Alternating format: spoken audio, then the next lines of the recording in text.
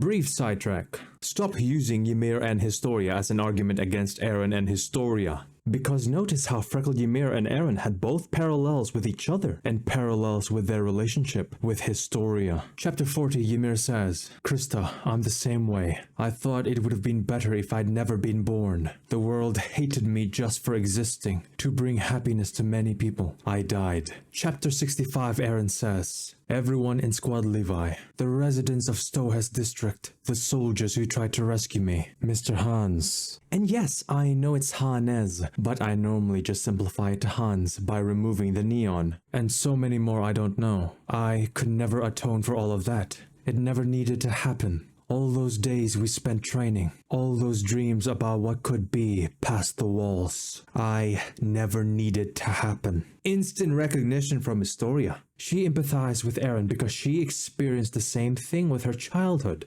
and her mother. Chapter 52, Historia says, in all the books I read, mothers showed interest in their children. In my books, they would speak to them, hold them, scold them. I had never experienced any of those things. My grandparents would speak to me when they taught me how to work, but I had never spoken to my mother. One day, out of curiosity, I decided to try hugging my mother. I wanted to see what kind of face she would make. All she had done was toss me away, but it was the first time my mother had ever done anything to me. That was enough to make me happy. If only I had the courage to kill this girl. Those were my mother's first words to me. Eventually, I realized my grandfather, my grandmother, the people who worked on the farm, the people who lived on the land, everyone, they would all be happier if I wasn't alive. Freckled Ymir and Eren both believe they should have never been born, just like Historia. If you wondered why I didn't just skip to Historia's grandparents and rambled about Historia's mother, it's because of this. Chapter 52, before Historia's mother's throat was slit, her mother says, if only you'd never been born. Those were my mother's last words. But unlike Historia's mother who wished she was never born, Chapter 71,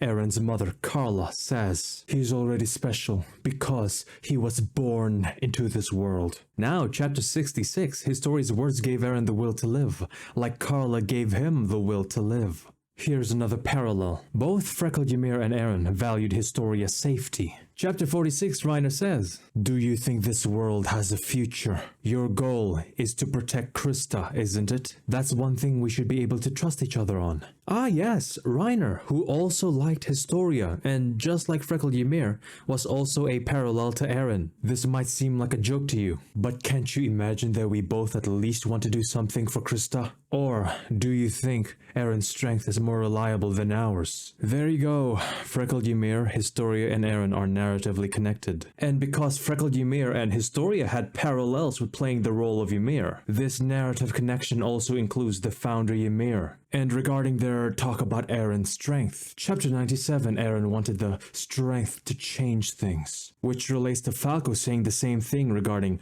worrying about a girl. But I'll talk about Eren and Falco's conversation in a later video. Chapter 50, Ymir sees Eren's power. In that case, the walls still have a future. Knowing that, Ymir leaves Historia. Chapter 107, when the 50-year plan involves sacrificing Historia, and Historia agreed to it, Eren refused. If it means paying for our lives, with broken walls, trampled land, and children bred and killed like livestock, I will absolutely not accept Zeke Yeager's plan. Hanji noticed Eren's concern over Historia. I always knew that you wouldn't sacrifice Historia. Yes, of course she knew that he wouldn't. She did see it clear as day. Your goal is to protect Krista, isn't it? Chapter 89, Eren would not sacrifice Historia. I haven't told them yet that the Titan who killed Mom and Mr. Hans might have been my father's first wife. And especially because if I did, Historia, if they turned someone from the royal bloodline into a Titan, then had me consume them, there's a possibility that I could use the power of the founding Titan. It's only a possibility, but if that possibility did exist, what would the core do to Historia? Chapter 90, Eren would not sacrifice Historia. I'd be happy to give up my life if I knew doing so could change something, but I'm not prepared to sacrifice Historia's life. Chapter 123, Armin discussing sacrificing Historia if the Eldian Rights meeting failed. Chapter 123, so since the Eldian Rights meeting failed, Eren went with Zeke's plan to avoid sacrificing Historia. What do ending defenders say? Well, they say that the reason Eren left wasn't because of Historia, it was because he wanted his blank plane. And this is why talking about Invaderzz is inevitable, because ending defenders just love to use his words. Invaderzz says, Eren wanted to do the rumbling. Zeke wanted euthanasia. Zeke tricks Marley into declaring war. Zeke is successful. Marley begins to prepare a festival to declare war. Around the same time, the scouts get to Marley. Eren defects. Okay, so Invaderzz just says Eren defects. No mention of the Eldian Rights meeting ending in failure, no mention of the scouts sacrificing Historia, and definitely no mention of Eren not wanting to resort to the rumbling. Because we have to forward the slave to freedom narrative. Really, the declaration of war was because Eren was a slave to freedom and was itching to do the rumbling. It wasn't because they were running out of time. Chapter 106, Eren says, we don't have time. Zeke's only got 3 years left to live. So the declaration of war wasn't to buy them time to come up with another solution that didn't involve sacrificing Historia or having to do the rumbling. Chapter 106, we can speak to Marley and others around the world once the port is done. If we just resolved our misunderstandings. What do you mean by misunderstandings? The world sees us as monsters that can turn into titans. Are they mistaken about that? Well, if we just spend more time. Yeah, we need time. Yes, and to buy us that time, we've got to keep them from messing with us. And there you go. The declaration of war was to buy them time to come up with another solution that did not involve sacrificing Historia or involve doing the rumbling. Eren didn't leave the meeting because he was excited to go to Zeke to do the rumbling, but because the meeting ending in failure meant the scouts would sacrifice Historia. Now let me continue. Chapter 106, Eren would not sacrifice Historia. As Dina's son, Zeke must have figured it out. How to get around the vow renouncing all war. How to activate the one hope left to us Eldians. The way to rumble the world using the thousands of titans sleeping inside the walls to crush everything underfoot. Side note, if you watch Invaderzz' rumbling video, you would notice that he loves using this panel to make it look like Eren was excited to do the rumbling. Why did you keep quiet about that this whole time? Chapter 106, because Eren would not sacrifice Historia. Because I was concerned about Historia. I couldn't allow her to become a titan based only on my own uncertain information. I didn't want that. Chapter 107, Eren says, if it means paying for our lives with broken walls, trampled land, and children bred and killed like livestock, I will absolutely not accept Zeke Yeager's plan. Eren would not sacrifice Historia. It is dangerous to entrust our fate to the potential to shake the earth. Wouldn't it be better for us to use all the time we have left to consider every option possible? Eren also did not want to use the rumbling, and when he did do it, it was the last resort. Back to Eren's outburst over Historia, Hanji noticed. We haven't found another way yet. Yes, Zeke's time was almost up, and Marley was moving forward with their attack on Paradis faster than expected. I thought you and I felt equally rushed. Yes, of course, 4 years and the scouts accomplished nothing. They ran out of time. But I still don't understand why you acted on your own and put the island in danger.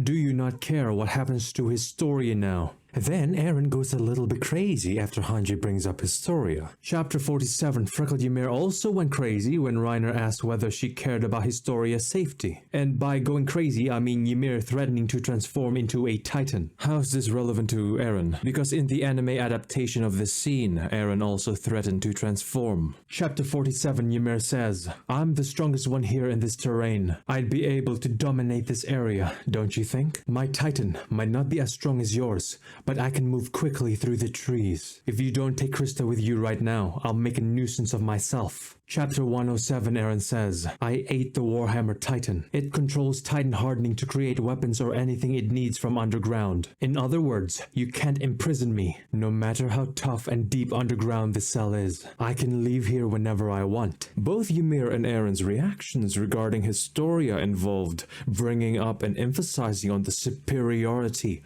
of their Titan's powers. Both went a little bit crazy, overprotecting Historia. Chapter 47. And what about Krista? We won't be able to save her that way. All because of your selfishness. Chapter 107. But I still can't understand why you acted on your own and put the island in danger. Do you not care what happens to Historia now? Do you see it? Skip back to where we were earlier. And of course, you can't kill me. I have the founder. What's more, threats aside, you can't kill Zeke either. In other words, Hanji, I want to know, what can you do? Tell me, Hanji. If there's another way, tell me what it is. Now, let me just ask, how do you interpret Eren's question to Hanji? The most common and obvious interpretation would be that Eren was asking Hanji for another way, because he realizes that the scouts really had no good alternatives. There was nothing they could do to save the island. Their only solution was the genocide that Eren did not want to do. Invaderzz says in his rumbling video at 30 minutes 48. One of the biggest reasons this belief gained so much prominence was because of Eren and Hanji's discussion in chapter 107. The ambiguous translation of Eren's dialogue seems to imply that he was desperately searching for an alternative to the rumbling, yet could not find one due to the scouts' incompetence. However, what Eren was actually saying was that Hanji had no choice but to rely on him and Zeke, as the military would be powerless without them. What was seen by many as a cry for help was in reality the complete opposite, and by this point, Eren had already decided that he would destroy the world. Perfect, so Eren was just bragging about being unstoppable, because slave to freedom. From a supposedly ambiguous translation, that was the interpretation Invaderzz went with. It wasn't Eren just genuinely asking Hanji if she finally had another way to save the island that did not involve doing the rumbling and killing children, or sacrificing Historia and burdening children. Because the rumbling was their only real hope against the world characterized to be this racist. Chapter 132, you can view this as a response to Eren's question in chapter 107. Hanji says, I'll admit it, I had no solutions, no hope and no future to show Eren.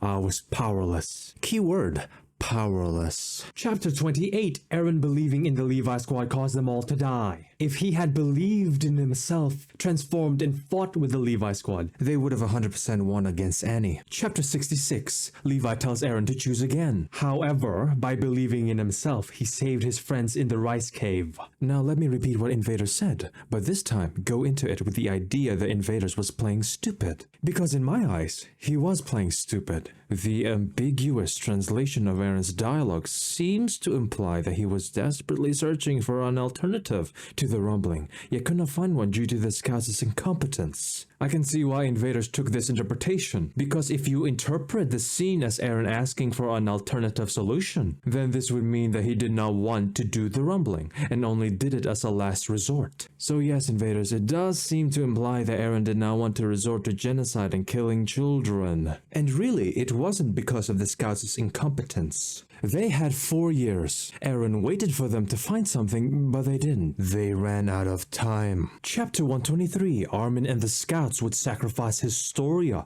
if the Eldian Rights meeting failed. Chapter 11, before Armin failed to talk his way out of their situation with the garrison. Eren told Armin, but Armin, if you tell me you can convince the garrison that I'm no threat to them, I'll believe you and stay. But if you don't think you can do that, I'll follow through on my last resort. Chapter 123, the Eldian Rights meeting failed, so Eren left the scouts. He believed in himself, so his island and his friends would not end up like the Levi squad. If you didn't hate Hanji before, you should with her dialogue in chapter 105. You pushed ahead with your plan to make yourself into a hostage. Well, you got what you wanted. You left us with no choice. You've put your trust in us, and we've lost our trust in you. Ah yes, the commander who sat with Armin and the scouts, twiddling their thumbs, achieving practically nothing for the past 4 years, and had no real plans for the future safety of the island, and didn't even avoid sacrificing Historia, had every right to say this to Eren.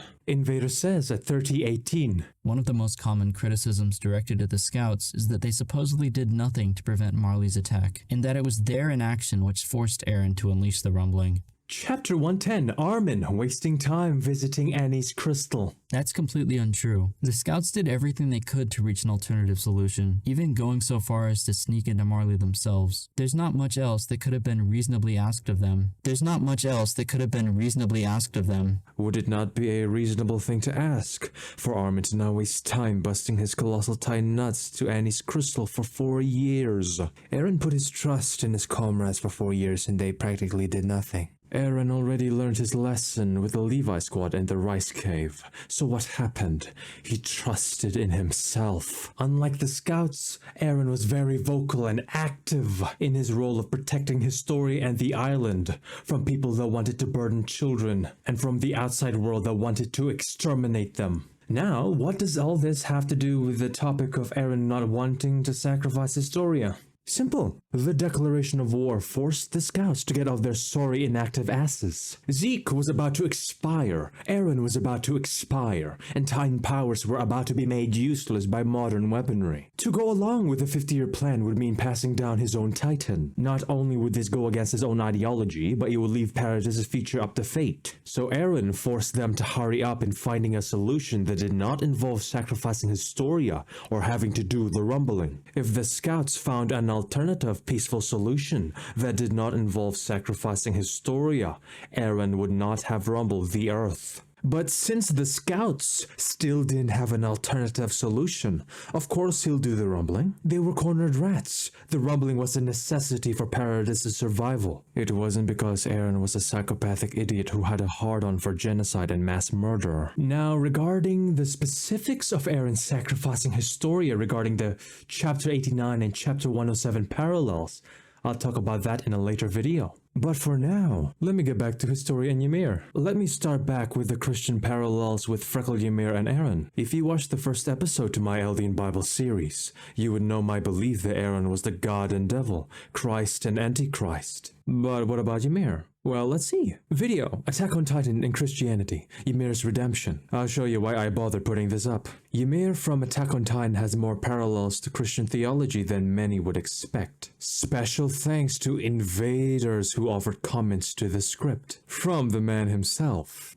Finally got a chance to watch. It's been awesome seeing this video come together. You already know my thoughts on the script, but I'll say here that I really love the connection you draw to Marcel. I hope you make more videos. What happened in the video to make it be deserving praise from the Edie's god? It was about Marcel, but I'll just use the introduction. At 051 he says, "This video is a theological argument arguing how her character embodies the teachings of Christ." 118. A legitimate example of a Christian life which gives her a one-of-a-kind impact on the conflicts and themes within Attack on Titan. That's all I'm going to give you because I can't stand the amount of Invaderzz bootlicking. So why am I shitting on this guy for no reason? Number 1, Invaderzz stan. Number 2, I wasn't planning to until Invaderzz responded in the comments. Number 3, there is a reason. If ending defenders can acknowledge Ymir as a Christ-like figure, then given that Eren was the Messiah to the Paradisian people, as I explained in episode 1, they shouldn't be surprised when people draw connections between Ymir and Eren to Historia, since Ymir wasn't just Christ, but also the devil in chapter 50.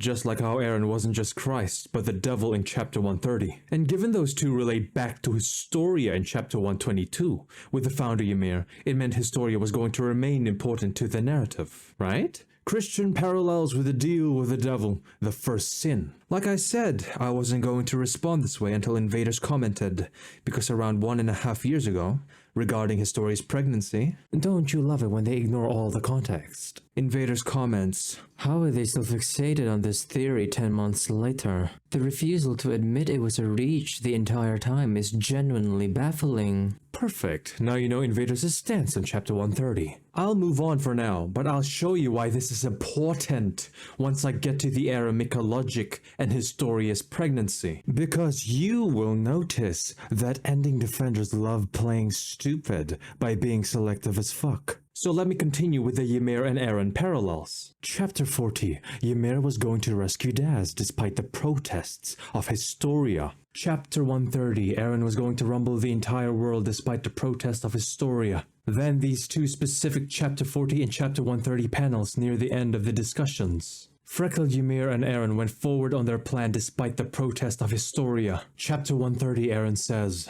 "The military police brigade is moving forward with a plan to turn you into a Titan and feed Zeke to you now that he's here on the island. Our only options are to fight the MPs or to run away." Chapter 48 and Chapter 130, Eren and Ymir were willing to run away with Historia. I'll talk about this later. Chapter 48, Historia tells Ymir, "Didn't I just tell you, Ymir? No matter what happens, I'm on your side." Chapter 66, Historia tells Eren, "I may be humanity's enemy, but I'm your friend, Eren. I can't be a good girl, and I don't want to be a god. But when I see someone crying, saying no one needs them, I want to tell them it's not true. Freckled Ymir and Eren were on Historia's side, just like how Historia was on their side. And Historia's words gave Eren the will to live, like his mother. In chapter 122, he used the same words to free the founder Ymir. If you don't get the point, let me repeat it. Freckled Ymir and Historia's relationship is a parallel to Eren and Historia's relationship. I refer back to this Invaderzz Stan's video who took his brain for granted. With all disrespect. Here's my major gripe with the video, brother. Eren was the better Messiah than Freckled Ymir, especially when it comes to Historia. Now back to Eren and Ymir. If you acknowledge the Ymir and Historia's relationship was romantic, then given the parallels, you shouldn't be surprised when people view Eren and Historia's relationship as romantic. Why? The most blatant example of this parallel is this specific scene in chapter 48. In chapter 48, Historia tells Ymir, "I'll fight together with you. I don't care about your reasons or your secrets. No matter what happens, I'm on your side." Freckled Ymir says, "I wanted someone to save me somehow. I lied and told you I was doing this all for you. But actually, it was all for my own sake. I'm begging you, Historia. Please save me." Ymir was referring back to the tower in chapter 40 and 41. Chapter 41, Historia says, "She's risking her own life to protect us. Don't die here, Ymir. We both know you're rotten to the core. Are you such a moron you think you could still get into heaven? Live for your own sake. If protecting this tower is going to kill you, then just smash it to pieces." Chapter 41, Historia says, "Are you trying to say that Ymir might be an enemy of humanity?" Chapter 66, Historia tells Eren, "In fact, I think humanity's the problem. We should just let the Titans destroy mankind. Guess that makes me humanity's enemy, the worst girl in the world." Chapter 66, "You just want to wait here until we die? Because we're enemies of humanity?" And there you go. Historia and her two devils are enemies of humanity. There's actually a third enemy of humanity, but I'll talk about her later. Back to chapter 48, Historia says, "Didn't I just tell you, Ymir? No matter what happens, I'm on your side." Do you know what we see on the next page following Historia's words? Literally Eren opening his eyes. Keep chapter 48 in mind because it follows chapter 130. Eren tells Historia his secret plan to rumble the world. Historia could have reported him, but she didn't. I'll get back to Armin's book later, but for now, Eren's reason was because he did not want to continue the cycle of children eating their parents. He would rather resort to rumbling the entire earth than sacrifice Historia. Chapter 89 and chapter 50, just as how Freckled Ymir and Historia chose to live for themselves. Chapter 130, Eren and Historia would live for themselves. If protecting humanity outside the walls would kill the people on parody. Chapter 130, then Eren and Historia would just destroy the outside humanity. Why would Eren do this? Because just like Freckled Ymir, Eren would always be on Historia's side. Chapter 47, Reiner says, "And what about Krista? We won't be able to save her that way, all because of your selfishness." Yeah, and I'm fine with that. Even if it means taking away Krista's future, I want to survive and see her again. As a person, I'm really lower than shit. But she knows that, and she smiles kindly at me anyway. You two don't know what that's like, do you? Now, why would Eren be on Historia's side? Why would he be so unwilling to have her be sacrificed? Ending defenders say it's because he was being influenced by Frida. Through Frida, he viewed Historia like a sister and wanted to protect her at any cost. And it's like, really? Historia would be the character that ending defenders believe to be Eren's sister, not the one actually classified as his adopted sister. No? Chapter 121, Grisha says, "Kill the Titans attacking the walls at once, before my wife and my kids, before the people of the walls are eaten." Do you see where I'm going with this? Chapter 121, Grisha says, "My home is beside the breach in the wall. I live there with my wife, my son, and my daughter." Eren was influenced to believe Historia was his sister because he was influenced by Frida.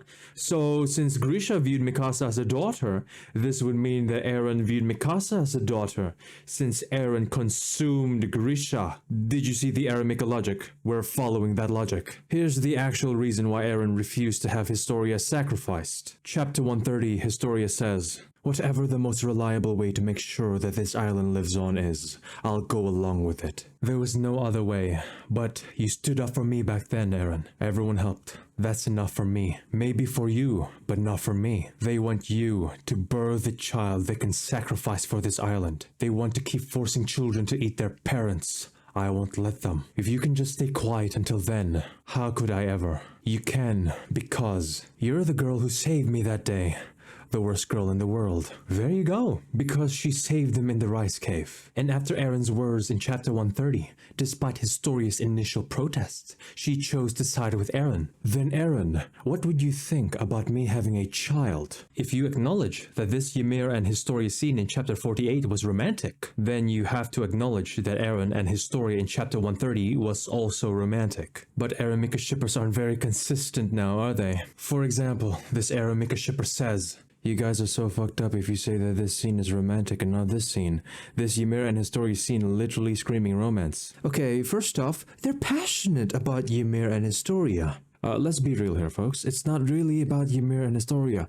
It's about bitching about Eren and Historia. Yeah, okay, I'll show the inconsistent logic EreMikas love to use, using this guy. First example, Raiden says, "Both can be romantic though." So Eren gaslighting Historia is romantic. Off to a good start. One of those people. I never understand why they say this. Chapter 130. "If I don't do everything I can to stop you, I won't be able to live with myself. Then I can alter your memories with the Founding Titan's power. If you can just stay quiet until then." Eren was now forcing Historia to have her memories removed. He offered the choice to have her memories erased, so she could cope with the genocide he was planning to commit. Now, if this EreMika shipper was consistent with their logic, then this scene in chapter 138 between Eren and Mikasa shouldn't be seen as romantic. Because unlike Historia, Mikasa actually had her memories forcibly removed by Eren. If this EreMika shipper was consistent with their logic, then Eren and Mikasa's relationship shouldn't be seen as romantic, because he gaslit Armin and Mikasa in chapter 112. See the EreMika logic. I'm following the logic. Continuing on with chapter 130, Eren says, "The military police brigade is moving forward with a plan to turn you into a titan and feed Zeke to you now that he's here on the island. You stood up for me back then, Eren. Everyone helped. That's enough for me. Maybe for you, but not me." Eren was not the one who told Historia to get pregnant. They want you to birth a child they can sacrifice for this island. They want to keep forcing children to eat their parents. I won't let them. Eren was actually the one who rejected the idea of her getting pregnant for the sake of the island's plan. Historia was the one who asked Eren the question of having a child. Now for this scene, EreMika shipper logic also includes saying that this wasn't romantic because Eren and Historia were discussing about genocide before Historia asked Eren about having a child. Okay, so let's ignore that Eren would rather resort to destroying the world than sacrifice Historia. If EreMika shippers were consistent with their own logic, then chapter 123. Eren and Mikasa's scene of asking "what am I to you" is not romantic, because Eren was crying about his mass genocide in chapter 131, before he asked Mikasa the question in chapter 123. Eren's mindset here was not romantically inclined. He was depressed about his impending omnicide. It wasn't Eren reciprocating Mikasa's feelings. Here he was hoping that Mikasa could change her answer from his future memories. And if she could, then this would mean that he did not have to do the rumbling. Because if the future could be changed, then the hearts of the outside world might also be able to change. Her different answer meant that there was still hope for peace that didn't rely on his genocide. Is this not good enough context to make this scene not romantic? This one in particular had the audacity to say "watch with your eyes open." See the EreMika logic. We're following the logic. This isn't the only time they do this. Chapter 68, oh god, they love this panel. Like you could have sworn this was the EreMika's version of chapter 130. Oh my god! Eren is looking at Mikasa because he's so madly in love! And it's like, really, it wasn't because seeing Mikasa's strength reminded Eren of how his own lack of strength resulted in the death of his mother. Oh right, so if they can view Eren staring at Mikasa as indication for his romantic love, despite it being followed up by his trauma, then why don't they view Eren and Historia as romantic? It's literally in the same chapter. Chapter 68, Eren says, "Historia, you've become so strong. I thought you were weak, but it was the other way around. I was the weak one." There you go. Eren staring at Historia, but to praise her in an internal monologue. Somewhere along the line, I started to think that I was special. That's why I accepted it as being unavoidable when other soldiers died for my sake. It's humanity as a whole that's the unluckiest of all for having someone like me as its secret weapon. All this depression from Eren, gone when Karla gave him the will to live. Chapter 71. He's already special because he was born into this world. Chapter 66. I may be humanity's enemy, but I'm your friend, Eren. I can't be a good girl, and I don't want to be a god. But when I see someone crying, saying no one needs them, I want to tell them it's not true. Chapter 66 and Chapter 71. Historia and Karla gave him the will to live. Karla saved Eren from his nihilism and depression. Chapter 130. Because you were the girl who saved me that day, the worst girl in the world. Both Historia and Karla's words were important to Eren. Chapter 120, Zeke says, if you don't do this now, this bloodshed will never stop. What we've repeated so many times will only continue for eternity. Why, Eren? Tell me. Because I was born into this world. Eren and his mother's mantra. Chapter 122. Eren tells Ymir, you're no slave, you're no god, you're just a person. You don't need to serve anyone. You can be the one to choose. Eren and Historia's words. But Eren staring at Mikasa here is the romantic one. Ending defenders tell us that we didn't read the story, when they forgot how Eren praised Historia's strength 3 pages earlier. 3 pages earlier. That's not the end of EreMika logic. Refer to chapter 70, literally 2 chapters later. They view this panel of Mikasa being jealous of Eren and Historia as a romantic moment between Eren and Mikasa? Really? Chapter 70, Mikasa says, give me that. You're tired from training. Eren says, stop treating me like some old man. What a brilliant moment of Eren and his mother figure who was constantly babying him. And you know Isayama in this scene wrote Eren viewing Mikasa as a mother figure rather than a lover, because this chapter was released in June 2015. The interview where Isayama said that Eren viewed Mikasa as a mother figure rather than a lover was in 2015 in Gekken Shingeki no Kyojin Volume 3. Gekken Shingeki no Kyojin started in April 8th, and given that it was released monthly, Volume 1 was Eren, April 8th. Volume 2 was Levi, May 8th. Volume 3 was Mikasa, June 8th, which was right on Chapter 70, June 8th, and the mother figure moment. It means up to 2015, Isayama still believed that Eren viewed Mikasa as a mother figure rather than a lover. Then the EreMika shipper argument is that Isayama changed his mind and made it so Eren viewed Mikasa as a lover. And when do they say he changed his mind? It has to be after 2015, right? Melancholy from Reddit said that Eren and Mikasa weren't siblings. Melancholy, I told you I'd rather respond in a video, so here it is, you annoying fucking bitch. She says, Isayama said that Mikasa's presence reminded Eren of a mother. Her love is precious, but she's annoying and overprotective. And Eren will become independent of Mikasa. I believe chapter 50 is the moment, but I'm unsure of the interview's date. Melancholy is the perfect example of an EreMika shipper. Melancholy says, I'll say it right now, I'm neither an Erehisu nor EreMika, though I slightly support EreMika, more as I knew from the moment I started the series that it would be canon. So whiny Erehisus, no use insulting my ship. Number 1, you just said you supported EreMika. Number 2, congratulations, this still doesn't change how you're a perfect example of an EreMika shipper. The question asked is, when did Isayama change his mind from 2015 that Eren viewed Mikasa as a mother figure? EreMika shippers say chapter 50, which released in 2013.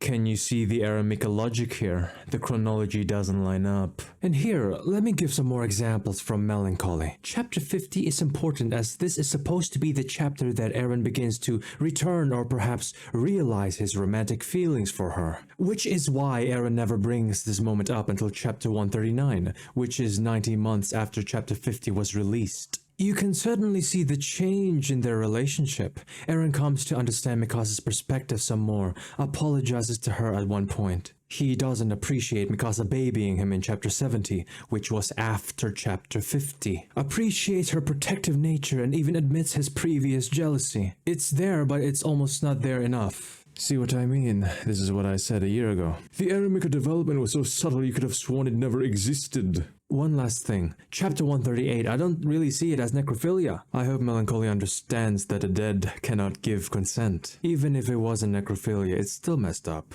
Her mind was going in and out of paths, so it could have been a bit confusing for her, but she kissed a very much alive Eren in paths. Very much alive? Don't ending defenders believe that Eren died from the Titan curse in paths? So he was dead or dying in both. Simultaneously, she kissed and decapitated Eren IRL. He did pucker his lips and close his eyes, so the consent argument falls a bit flat as he clearly wanted it. Oh God help us. Can you see why we hold these people in contempt? Puckered his lips, and they call us delusional. Is this part of the delusional Mikasa Stan starter pack, which includes this man as Armin and Mikasa died a virgin? See what I mean? Melancholy said she wasn't a shipper, yet she was the perfect example of an EreMika shipper. Alright, enough bullying. Let me readdress this specific comment to get back on topic. If Eren became independent of Mikasa in chapter 50 in 2013, as Melancholy said, then why did Isayama say in 2015 that Eren still had to become independent from Mikasa? Very easy answer, because even after chapter 50, Eren still viewed Mikasa as a mother figure. So, given that context about Mikasa being Eren's mother figure, and that Isayama had this viewpoint in 2015, why would people think this scene in chapter 70 in 2015 was written to be romantic between Eren and Mikasa? Like, really? They didn't think this scene was actually in favor of Eren and Historia? Given that this scene parallel Ymir and Historia in chapter 36? Or did we ship Sasha and Ymir from this moment? Chapter 70, what about the fact that prior to this, Eren tells Historia, "You're amazing," and Historia blushes. Then Eren refers back to the rice cave again. Here, let me repeat it again. Chapter 50. Eren never brings this moment up until chapter 139, which was 90 months later. You might say that Eren does refer to the scarf in chapter 121, when he stares at himself wrapping the scarf around Mikasa. Oh my god, I see what you mean. Number 1, just staring is not development. Number 2, he valued the scarf so much that he told Lewis in chapter 126 to throw the scarf away. The same chapter where Mikasa's obsession is shown through Lewis. Anyways, chapter 66, Historia saves Eren. Does Eren bring it up? Literally 4 chapters later in chapter 70. You're amazing. Not at all. Even though you were saying that humanity should just go to hell that day in the cave. I just got a little carried away then. That's all. And not only that. Remember? Chapter 89, chapter 90, both released 2017. Eren won't sacrifice Historia. Chapter 123 in 2019 and chapter 100 in 2017. Eren won't sacrifice Historia. Chapter 106, chapter 107, both released 2018. Eren won't sacrifice Historia. Chapter 130, released 2020. Eren won't sacrifice Historia because she saved him that day in the rice cave. Back to chapter 70. But Eren and Mikasa was the romantic moment. It's extra funny when you realize that unlike chapter 68, this was a one-page, one-panel difference. Despite that, they missed it. And before I get a whale come in and beach himself on the shore, arguing that art is subjective to try prop up the idea that the ending we got is objectively good, and silence anyone who says otherwise. No, the chapter 1 see you later is different, because again, Eren and Mikasa was barely developed. Barely developed. Do you know what was shown though? Mikasa developing a Casca-like obsession towards her AOT version of Griffith. So if you ever wonder why Eren and Mikasa was such an unhealthy relationship, it would be because Casca's obsession with Griffith wasn't really love, but worship. Oh, Mikasa loved Eren even if he worshipped him. Perfect, so I'll just switch love and worship to obsession and worship. It better fits Mikasa and Casca anyways. Obsession and worship. Worshipped because Eren and Griffith were Mikasa and Casca's savior. Worshipped despite both Eren and Griffith caring more about their dream and their male best friend. And would you look at that? It's in the same interview as the mother figure comment by Isayama. Well anyways, EreMika's mistaking an Eren and Historia moment for an EreMika moment didn't happen twice, but 3 times. But I'll talk about Eren and Falco in a later video. Now let me try going back on track. The second example of the original Twitter thread, Asuka says, is Historia supposed to never get together with anyone else because she somehow never got over Ymir? The problem is they started shipping her with Eren when they clearly just a friend. What kind of platonic friend asks another platonic friend if they should bear a child? Why did Historia give birth conveniently 10 months after her meeting with Eren and after asking him this specific question? Chapter 112, when her due date should have been months later. Reminder that in Japan, a pregnancy term is 10 months instead of 9. Is it because Historia met with the farmer right after the meeting? Okay, so one of the things about Historia was that she was supposed to surpass her parents. One way she was going to do this is by having a child out of love. Why would Historia love the farmer when he contributed to her depressing childhood? Is it because people can grow in a relationship? I'll get to Ra later, but for now, there's no development shown, it's all just an info dump. So you would logically assume, given her face in chapter 107, that she did not love the farmer. Did Historia love the farmer before she got pregnant?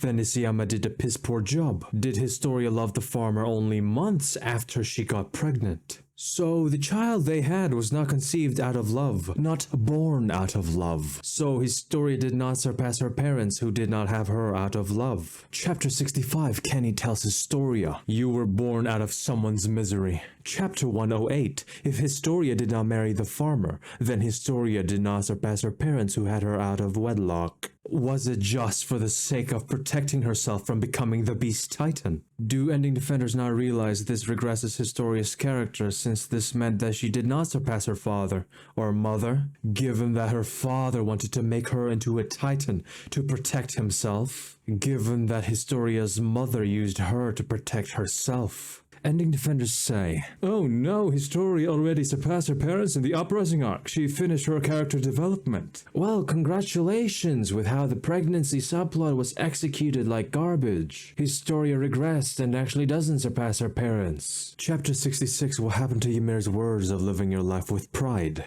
Having a child for the sake of a plan with her childhood bully, which she obviously didn't love, is anything but Historia living her life with pride. Do the supposed Ymir and Historia shippers care? No, of course not. They either say, number 1, Historia was a lesbian so she could only love Ymir. Or number 2, Historia loved the farmer, which contradicts the first point. And again, because there was no development shown between Historia and the farmer. Both cases just because people bring up Eren and Historia. Oh, but these are different groups of people saying it. Ending defenders aren't a hive mind. Perfect. So just like Mikasa's memory manipulation plot hole, ending defenders can't make up their fucking minds. You just know it's all dependent on whichever best defends the ending in the moment. Oh, but do you expect Isayama to waste time developing Historia and the farmer? Sasha and Niccolo exist. Isayama had no problems there. If the farmer was just a decoy and wasn't the father, the zero development shown would have made sense. So now let me talk about Eren. Since there was more development shown between Eren and Historia than Historia and the farmer. Chapter 130, You're the girl who saved me that day, the worst girl in the world, is followed by Eren and Zeke discussing about Mikasa's romantic feelings. Now you would notice that during their discussion it keeps getting cut with Eren and Historia. There's no reason or ingrained behavior or compelled instinct.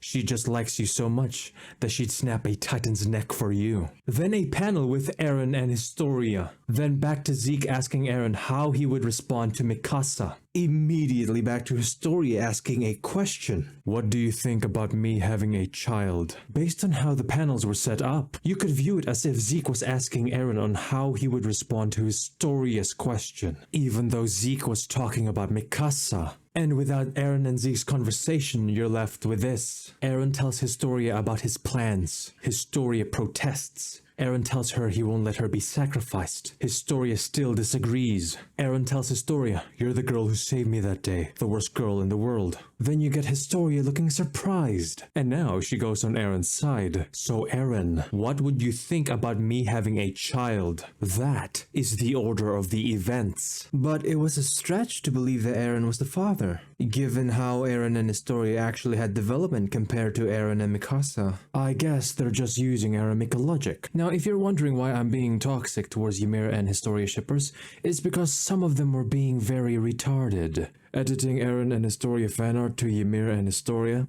Genius. Crying about lesbian erasure? Bisexuals must scare this woman. See what I mean? Dumb as bricks. Ending defenders say we're toxic.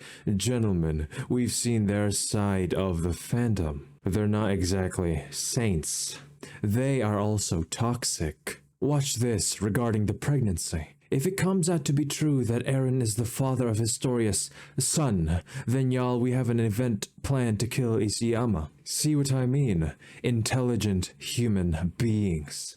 But enough bashing these people. Ymir, Historia, and Eren. Chapter 130, Eren reminded Historia that she chose to live for herself. And because of this, Historia stayed on Eren's side as enemies of humanity. Now, if you still don't get what I'm trying to say, I'm saying that Historia loved two devils. Basically three if you believed in the Ymir being reborn theory. Now, why love? People do say that Eren and Historia do not need to love each other for the pregnancy subplot to work. This is actually something I disagree with because of the narrative. Number 1, Historia's parents did not have her out of love. Chapter 54, her parents did not love her. By Historia having her own child out of love, she would surpass her parents in this aspect.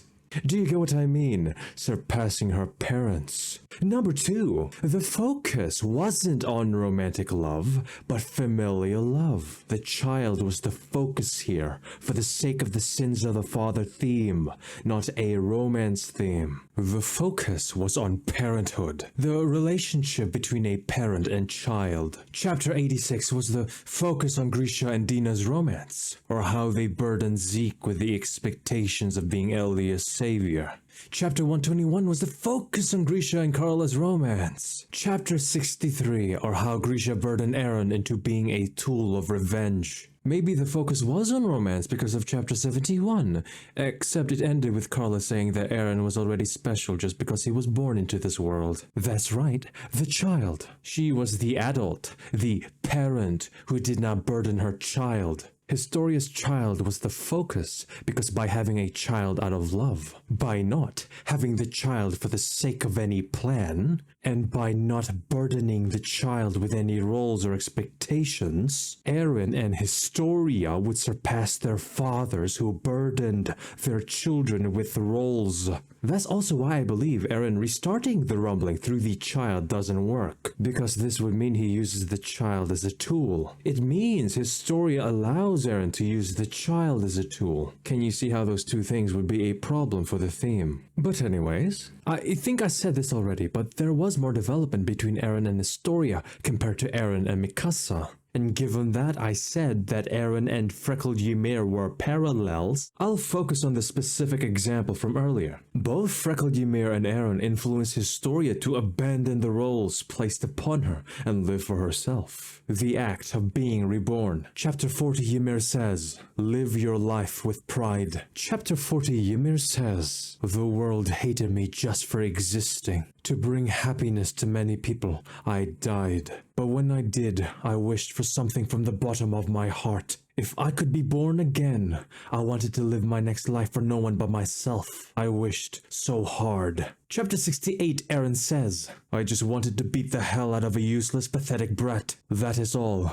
I hope I finished him off." Freckled Ymir and Eren were reborn, just like Historia when she abandoned the role of Krista. Chapter 51 Historia says, "Krista, I'm done being Krista. She's gone now. She was a role they gave me in order to keep me alive. Yeah, a girl from a book I read as a child." Chapter 122, the girl in the book was the founder Ymir. Chapter 51, Historia abandoned the role of Krista, abandoned the role of the founder Ymir. Thanks to Freckled Ymir, Chapter 66, instead of continuing to play the role of Ymir, Historia refused to revert back into Krista, and she chose to live for herself. Thanks to Eren, Chapter 130, before Historia got retconned, instead of continuing to play the role of Ymir, Historia remained true to herself by continuing to live for herself.